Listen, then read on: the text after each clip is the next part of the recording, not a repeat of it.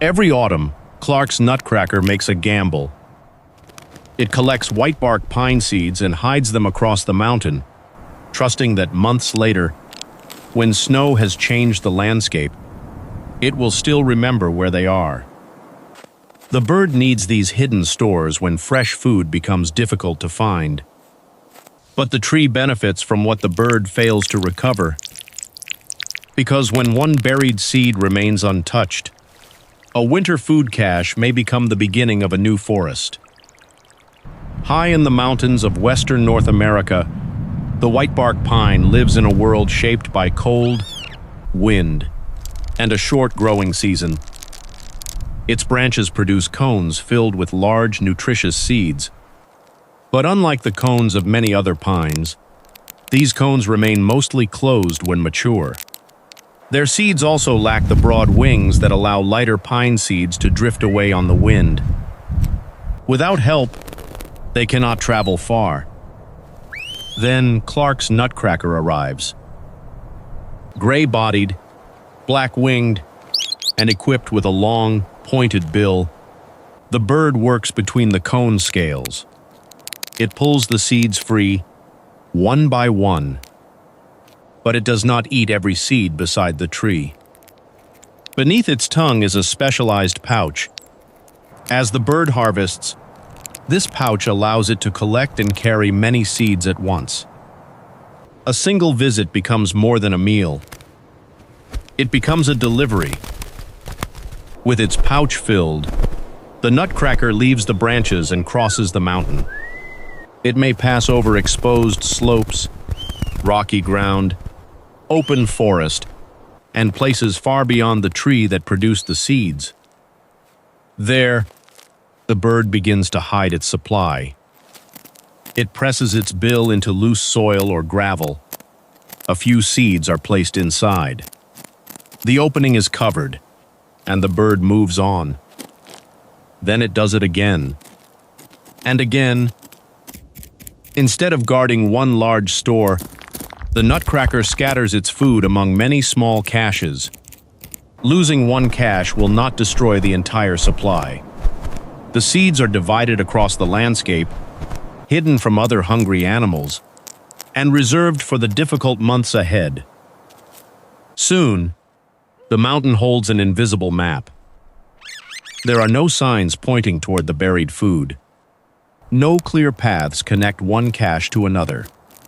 Each location becomes part of a spatial pattern the bird must later recognize. A stone, a tree, the angle of a slope, the relationship between one landmark and the next. For now, the locations are visible, but the mountain will not remain the same. Temperatures fall. Storms move across the higher ridges. The ground hardens, and snow begins to cover the places where the seeds were buried. The caches disappear beneath a white surface. Yet the Nutcracker continues to search. It returns to areas where food was stored and digs into the soil or snow. Some caches are recovered, providing energy when seeds on the trees are no longer easily available. This is why the work of autumn matters. Each seed gathered earlier has become a small reserve against winter. But the system is not perfect. Some caches may be taken by other animals. Some may become inaccessible. Others may simply remain where they were placed. For the Nutcracker, an unrecovered cache is lost food. For the whitebark pine, it may be something else entirely. The bird has already solved two of the seed's greatest problems. First, it carried the seed away from the parent tree. Then, it placed the seed beneath the surface, where it may be protected from exposure. The Nutcracker did not do this for the forest. It was storing food for itself. There was no plan to plant a tree. But nature does not require intention to produce a consequence. Winter slowly releases its grip. Snow retreats from the open ground. Moisture enters the soil, and the brief mountain growing season begins. Most buried seeds will not become trees. Some may be eaten. Some may decay. Some will land in places where a seedling cannot survive. But under suitable conditions, a seed left inside a forgotten cache may germinate. A root pushes downward. A shoot rises toward the light.